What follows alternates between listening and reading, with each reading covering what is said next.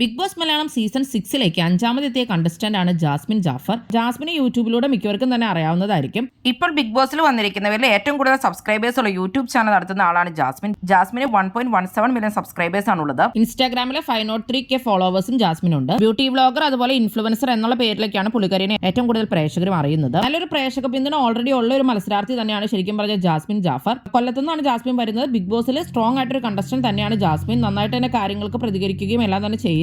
Big Boss വീടിനുള്ളിലെ Gabri Jasmin combo ആണ് ജാസ്മിന് ശരിക്കും നെഗറ്റീവ് ആയിക്കൊണ്ടിരിക്കുന്നത്. സോഷ്യൽ മീഡിയയിലൊക്കെ അത് നെഗറ്റീവ് ആയിട്ട് തന്നെയാണ് ആളുകൾ ചർച്ച ചെയ്യുന്നത്.